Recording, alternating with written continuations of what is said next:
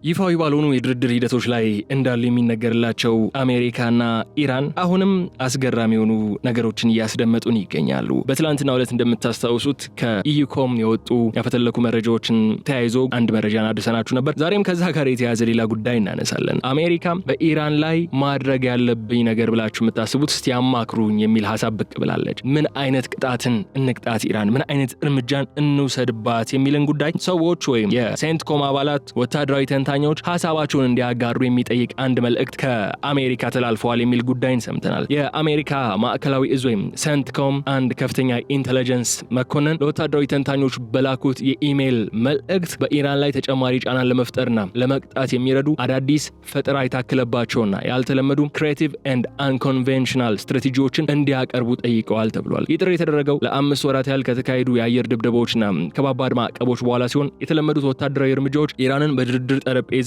እጇ እንድትሰጥ ለማድረግ ወይም የአሜሪካን ፍላጎት እንድትቀበል ለማድረግ ሙሉ በሙሉ አለመቻላቸውን የሚያሳይ ነው ተብሏል። የወታደራዊ አዛዦቹ የአየር ኃይል እርምጃ ወሰን እንዳለው በመጠቆም ከመጠን ያለፈ ቦምብ የመጠቀምና የመደብደብ ወይም የምድር ጦርነት ውስጥ መግባት ከፍተኛ አደጋ ስላለው ዋሽንግተን አማራጮች እየጠበቡባት ነው የሚል ጉዳዮችን እያነሱ ይገኛል። የሴንትኮም ቃል አቀባይ ግን ጥሪው እንደ ውድቀት ሳይሆን ተቋሙ አዳዲስና ፈጠራ የታከለባቸውን አሰራሮች ለማበረታታት ከሚያደርገው የተለመደ አሰራር የሚመነጭ ነው ሲሉም ሲከራከሩ ተደምጠዋል። የሀሳብ የማሰባሰብ ሂደት እየተካሄደ ያለው ደግሞ ፕሬዚዳንት ዶናልድ ትራምፕ ወታደራዊ ዘመቻውን ማስፋፋት ወይም በዲፕሎማሲያዊ መንገድ መፍትሄ መፈለግ በሚሉ አማራጮች መካከል እየመከሩ ባሉበት ወቅት ነው። ግን ከዚህ በኋላ አሜሪካ ምን አይነት እርምጃዎችን መውሰድ ትችላለች? በኢራን ላይ አሜሪካ በእጅ ላይ ያለ የምትለውን ሁሉንም አማራጮችን ተጠቅማለች። ወታደራዊ እርምጃዎችን ከመርከብ፣ ከአየር፣ ከሚሳኤል በኢራን ላይ ያዝንባለች። ማዕቀብ ጥላለች። ብሎኬድን አከናውናለች። ማዕቀቡ እንኳን ኢፌክቲቭ ባይሆን ከኢራን አንዲችም ነዳጅ አትወጣም በሚል በሆርሙዝ ዙሪያ ኔቫል ብሎኬድ ተግባራዊ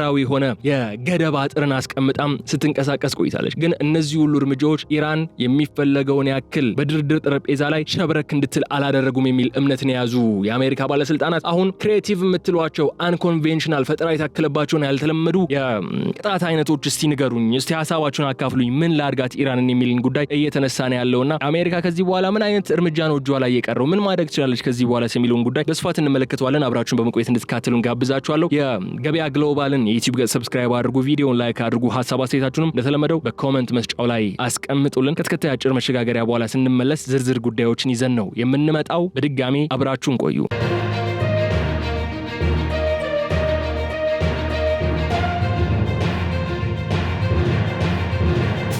በአለፉት ሰዓታት ከአሜሪካ ማዕከላዊ እዝ ወይም ሴንትኮም ከፍተኛ ኢንተለጀንስ መኮንን የወጣው ሚስጥራዊ ኢሜል መልእክት ነገሮች ወደ አዲስ ምዕራፍ፣ ያልተጠበቀ ምዕራፍ ውስጥ እየከተታቸው ያለ ታላቅ ስትራቴጂካዊ ክስተት ሆኗል። ይህ ከፍተኛ መኮንኑ ለአሜሪካ ወታደራዊ ተንታኞች ባስተላለፉት አጣዳፊ መልእክት በኢራን ላይ ተጨማሪ ጫና ለመፍጠርና አገሪቱን ለመቅጣት የሚያስችሉ አዳዲስ ፈጠራ የታከለባቸውና ያልተለመዱ ማለትም ክሬቲቭ ኤንድ አንኮንቬንሽናል ስትራቴጂዎችን በአስቸኳይ አዘጋጅተው እንዲያቀርቡ ጥሪ አቅርበዋል። ይህ የኢንተለጀንስ ጥሪ እንዲሁ በቀላሉ የተደረገ ተራ ተቋማዊ የሀሳብ ማሰባሰብ ሂደት አይደለም የሚሉት ተከራካሪዎች፣ ይልቁንም ጥሪው የተደረገው ላለፉት 5 ወራት ያህል ከፍተኛ ወጪ የወጣባቸው በዘመናዊ የጦር ቴክኖሎጂ የተደገፉ አየር ላይ የተመሰረቱ የቦምብ ድብደባዎችና እጅግ ከባድ የሆኑ የኢኮኖሚ ማዕቀቦችና ብሎኬዶች ከተጣሉ በኋላ ነው። ይህ ማለት አሜሪካ እስካሁን ስትከተለው የነበረውን መደበኛ ወታደራዊ እርምጃ ኢራንን ወደ ድርድር ጠረጴዛ አምጥቶ የዋሽንግተንን ፍላጎት እንድትቀበል ለማድረግ ሙሉ በሙሉ አለመቻሉን የሚያረጋግጥ ትልቅ የለውጥ ምልክት ነው የሚል ጉዳይን ተነስቷል። እንደ ወታደራዊና ኢንተለጀንስ ተንታኞች ገለጻ ከሆነ አሜሪካ እስካሁን የተከተለችው የኃይል እርምጃ የተፈለገውን ውጤት ማምጣት ባለመቻሉ የሴንትኮም አዛዦች ከመደበኛ ወታደራዊ እሳቤን ወጥተው ያልተለመዱ ስትራቴጂካዊ አማራጮችን ለመፈለግ አስገዳጅ ሁኔታ ላይ ገብቷል እያሉ ነው። ሁኔታ የሚያሳየው ዋሽንግተን በኢራን ላይ የነበራትን የኃይል ሚዛን የበላይነት ማነቆ እንደገጠመውና በቴህራን ላይ የምታሳድረው ተጽዕኖም ወሰኑ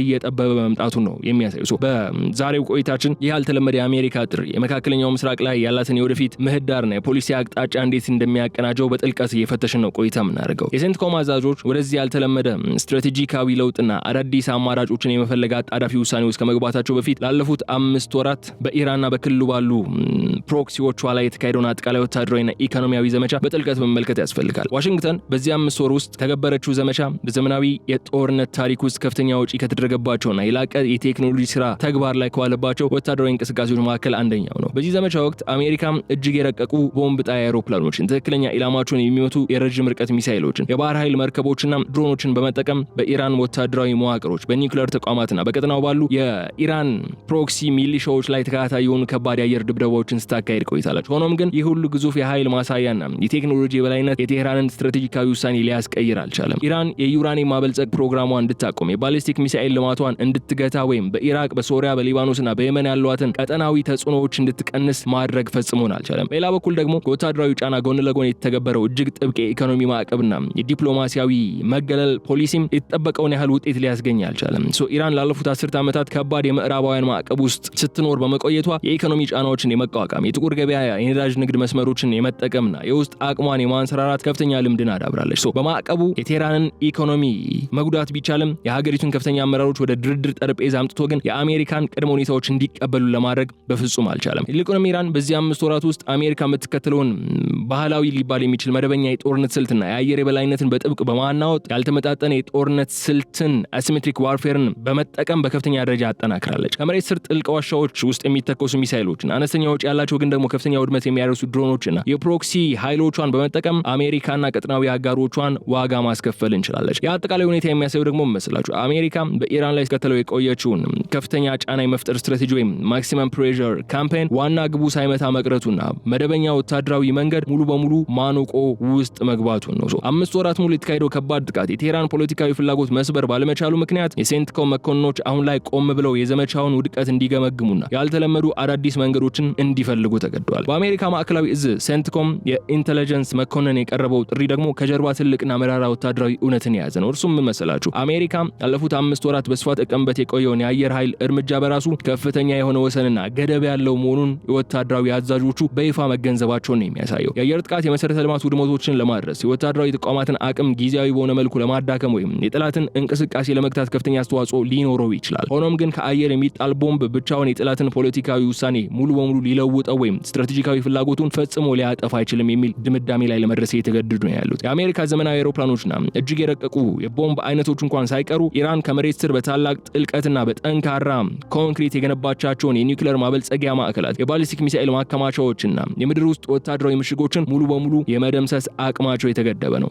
የአየር ጥቃቱን መጨመር ወይም መጠኑን ማሳደግ ብቻውን ቴህራንን እጅ እንድትሰጥ እንደማያደርጋት የሴንትኮም አዛዦች በሚገባ ተረድተዋል።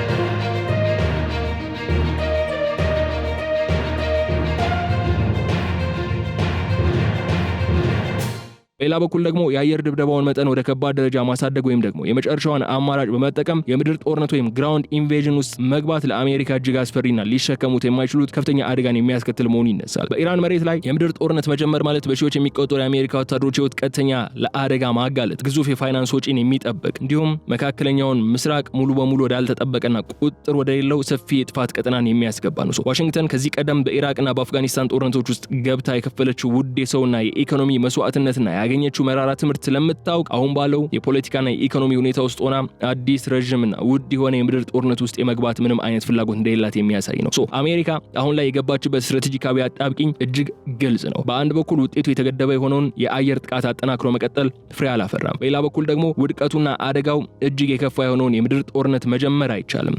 በዚህ የአየር ጥቃት ገደብና በምድር ጦርነት ስጋት መካከል ያለው ሰፊ ክፍተት ዋሽንግተን ያለምንም ውጤታማ አማራጭ እንድትቀር ያደርጋት ነው ያለው። ለዚህም ነው አዛዦቿ ከአስቸጋሪው የጦርነት አጣብቂኝ የሚወጡበት አዳዲስ ፈጠራ የታከለባቸውና ያልተለመዱ ስትራቴጂዎችን ለማፈላለግ እንዲገደዱ እያደረጋቸው ያለው። ይህ የኢንተለጀንስ ኢሜል መልእክት ሾልኮ ወጥቶ ይፋ ከሆነና በዓለም አቀፍ ደረጃ ከፍተኛ የመገናኛ ብዙሃን ትኩረትን ከሳበ በኋላ የአሜሪካ ማዕከላዊ እዝ ወይም ሴንትኮም ቃል አቀባይ ፈጣን ምላሽን ለመስጠትና የተፈጠረውን የፖለቲካና የስትራቴጂ ውዝግብ ለማረጋጋት የሞከሩበት መንገድ ደግሞ እጅግ ትኩረት የሚስብ ሆኖ ተገኝቷል። የሴንትኮም ቃል አቀባይ በሰጡት መግለጫ ለአሜሪካ ወታደራዊ ተንታኞች የተላለፈው ይህ ጥሪ በምንም መልኩ የአሜሪካን ወታደራዊ ውድቀት፣ የፖሊሲ መክሸፍ ወይም የስትራቴጂ እጥረት የሚያሳይ አድርጎ መወሰድ እንደሌለበት በመገንዘብ ለማስተባበል ሞክረዋል። ቃል አቀባዩ ይልቁንም ይህ የኢሜል ጥሪ ሴንትኮም እንደ አንድ ግዙፍና ዘመናዊ ወታደራዊ ተቋም አዳዲስ ፈጠራ የታከለባቸውና ያልተለመዱ አሰራሮችን ለማበረታታት ሁልጊዜም ከሚያደርገው የተለመደ መደበኛ የሐሳብ ማሰባሰብ ወይም የብሬንስቶርሚንግና የውስጥ አሰራር ሂደት የሚመነጭ ነው ሲሉም ሲከራከሩ ተደምጠዋል። እንደ አሜሪካ ወታደራዊ መግለጫ ናሬቲቭ ከሆነ ተቋማት በየጊዜው አዳዲስ አሰራሮችን ማሰብ፣ ስትራቴጂዎችን መፈተሽና ያልተለመዱ መንገዶችን ማፈላለግ የተለመደ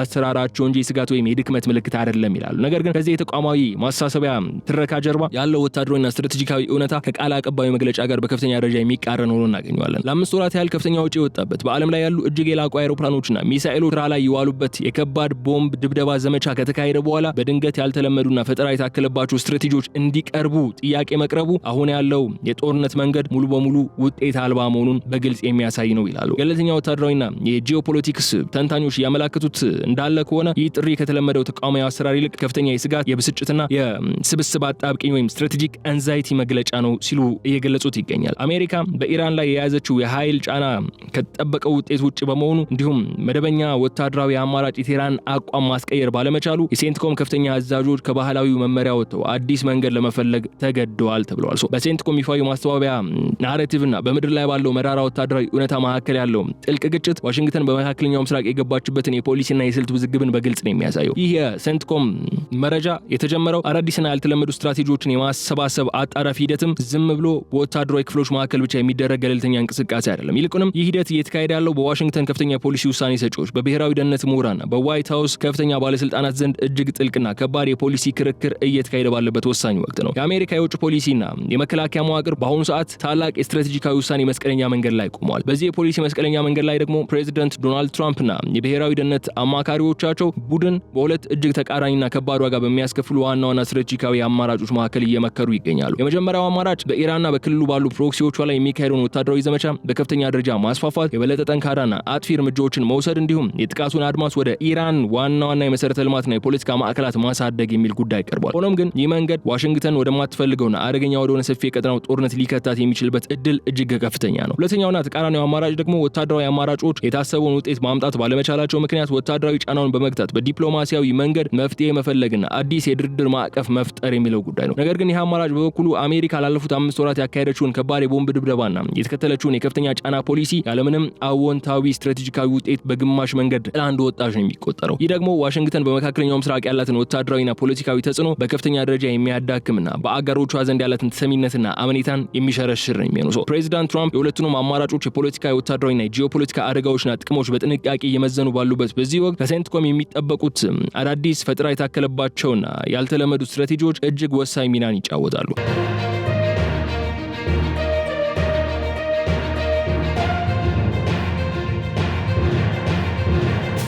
የዋይት ሃውስ ውሳኔ ሰጪዎች ከአውዳሚው ሰፊ ወታደራዊ ዘመቻና አዋራጅ ከሆነው ያለ ውጤት ወደ ዲፕሎማሲ ከመመለስ ውጪ ያለ አዲስ ሶስተኛ መንገድን ሶስተኛ አማራጭን ይፈልጋሉ። ሴንትኮም የሚያቀርባቸው እነዚህ ያልተለመዱ ስትራቴጂካዊ ሐሳቦችም አሜሪካ በኢራን ላይ የያዘችውን የፖሊሲ አጣብቂኝ ለመፍታትና የተኛውንም የመጨረሻ መንገድ መከተል እንዳለባት ለመወሰን እንደ ዋና ግብአት የሚያገለግሉ ይሆናሉ ተብሎ ነው የሚጠበቀው። በአሜሪካ ማዕከላዊ እዝ ወይም ሴንትኮም የኢንተለጀንስ መኮንኖች የቀረበው ጥያቄ ተከትሎ አሁን ዋናው አሳሳቢው ጥያቄ አሜሪካ ከዚህ በኋላ በኢራን ላይ ምን አይነት አዳዲስ ፈጠራ የታከለባቸውና ያልተለመዱ ክሬቲቭ ኤንድ አንኮንቬንሽናል ስትራቴጂዎችን ልትጠቀም ትችላለች የሚለው ጥያቄ ነው። ላለፉት 5 ወራት የተካሄዱት መደበኛ የአየር ድብደባዎችና የነዳጅ ማዕቀቦች ኢራንን ማስገደድ ካልቻሉ ዋሽንግተን ቀጥተኛ ከሆነ የኃይል ግጭት ይልቅ ወደ ስውር ያልተመጣጠነና የረቀቁ የጦርነት ስልቶች ማድላቷ አይቀሬ ይሆናል። ከነዚህ ያልተለመዱ አማራጮች መካከል የመጀመሪያውና ዋነኛው በከፍተኛ ደረጃ የተደራጀ የሳይበርና የዲጂታል ጦርነት ወይም ሳይበር ዋርፌር ዘመቻ ነው። አሜሪካ የቀጥታ የቦምብ ጥቃትን በመቀነስ የኢራንን የኒውክሌር ማበልጸጊያ ማዕከላት፣ የባሊስቲክ ሚሳኤል መቆጣጠሪያ ኮምፒውተሮችን፣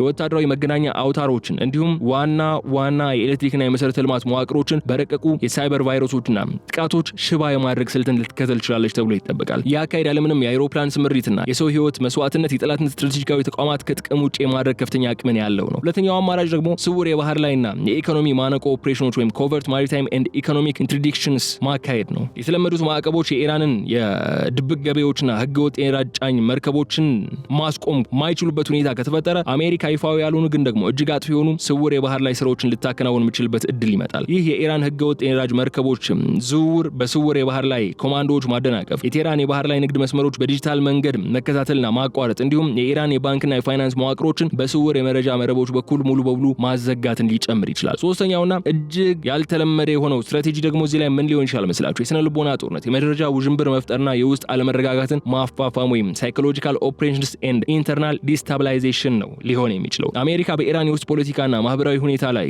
ተጽዕኖ የሚያሳድሩ ስውር የመረጃ ዘመቻዎችን በመምራት በቴህራን አገዛዝና በህዝቡ መካከል ያለውን ክፍተት ማሳደግ ልትፈልግ ትችላለች። በተጨማሪም በኢራን ውስጥ የሚንቀሳቀሱ ተቃዋሚ ቡድኖችን፣ የብሔረሰብ አጀንዳዎችን ወይም የውስጥ ሰላይ መረቦች በኢንተለጀንስና በፋይናንስ በመደገፍ አገዛዙ የውስጥ ደህንነቱን ለማስጠበቅ እንዲታገል ማድረግና ትኩረቱን ከቀጠናዊ የበላይነት ወደ ውስጥ ህልውና እንዲመልስ ማስገደድ ፈጠራ ከታከለባቸው ስትራቴጂካዊ አማራጮች መካከል ሊመደቡ የሚችሉ ናቸው ይላሉ እነ ቴሌግራፍ የመሳሰሉ የዜና ምንጮች። እነዚህ ሁሉ ያልተለመዱ እርምጃዎች ዋና ዓላማቸው ዋሽንግተን ውድና አደገኛ የሆነ የምድር ጦርነቱ ሳትገባ ወይም ተጨማሪ አየር አይሮፕላኖቿን ለአደጋ ሳታጋልጥ የቴህራንን አቅም ከውስጥና ከስር በማዳከም ወደ ድርድር ጠረጴዛ እንድትመጣ ለማስገደድና የአሜሪካን ፍላጎቶች እንድትቀበል ለማድረግ ለማስቻል ነው። በአሜሪካ በኩል አዳዲስ ፈጠራ የታከለባቸውና ያልተለመዱ ስትራቴጂዎችን ለመፈለግ የሚደረገው ይሄው ጥረት በዋሽንግተን በኩል ብቻ የሚቃኝ ጉዳይ ግን አይደለም። ይልቁንም ኢራን ይህንን የአሜሪካን የስብስብ ለውጥ እንዴት ትረዳዋለችና ምን አይነት መልስ ሰጣለች የሚለው ነጥብም የጠቅላላውን ቀጠናዊ የኃይል ሚዛን ወደፊት እጣ ፋንታ የሚወስን እጅግ ወሳኝ ጉዳይ ይሆናል። የቴህራን የፖለቲካና የወታደራዊ መሪዎች የአሜሪካን አዳዲስ ስትራቴጂዎች ፍለጋና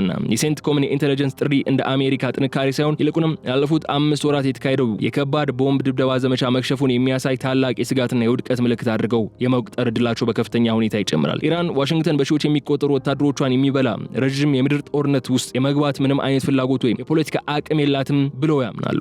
የአሜሪካ አማራጮች እየጠበቡ መምጣታቸው ኢራን ስታረጋግጥ የበለጠ ተስፋፊና ደፋር የሆነ ወታደራዊ አቋምን ልትይዝ የምትችልበት እድል ይሰፋል። ኢራን አሜሪካ ልታካሂዳቸው የምትችላቸውን ያልተለመዱ ጥቃቶች ወይም የሳይበር ዘመቻዎችን ለመመከት የራሷን የቆየና የተረጋገጠ ያልተመጣጠነ የጦርነት ስልት ወይም አሲሜትሪካል ወርፌር በከፍተኛ ደረጃ አጠናክራ ልትቀጥል የምትችልበት እድል ይሰፋል። ይህም በመጀመሪያ ደረጃ በቀጠናው የሚገኙትን የፕሮክሲ ኃይሎቿ፣ በሊባኖስ የሚገኙትን ሂዝቦላ፣ በየመን የሚገኙትን ሁቲዎችን እንዲሁም በኢራቅና በሶሪያ ያሉትን የሺያ ሚሊሻዎችን በበለጠ ሁኔታ በማሳደግና በማንቀሳቀስ በክልሉ ባሉ የአሜሪካ ወታደራዊ ካምፖችና አጋር ሀገራት ላይ ተከታታይ ጥቃቶችን ማፋጠን የምትችልበት አጋጣሚ ሊፈጠር ይችል ይሆናል። ከዚህ በተጨማሪ ኢራን የዓለምን ኢኮኖሚ ማዕከል ያደረገ አደገኛ ምላሽ ልትሰጥ የምትችልበት እድልም ይመጣል። የዓለም የነዳጅ ንግድ ቁልፍ ማነቆ በሆነው በሆርሙዝ ሰርጥ ላይ የሚያልፉ የነዳጅ ጫኝ መርከቦችን ማደናቀፍ መቀጠል፣ መስመሩን ዝግ ማድረግ፣ የባህር ላይ ወታደራዊ ፍተሻዎችን ማጥበቅ ወይም ደግሞ በድሮኖችና በሚሳኤሎች ታገዘ የነዳጅ መስመሮችን ስጋት ላይ ለመክተት የምታደርገው ጥረት አጠናክራ ልትቀጥል ትችላለች። ይህ ደግሞ በዓለም አቀፍ የነዳጅ ዋጋ ከፍተኛ ንረትን በመፍጠር በምዕራባውያን ሀገራት ኢኮኖሚ ላይም ከባድ ጫናን የሚፈጥር ሁኔታ ይዞ ብቅ ይላል።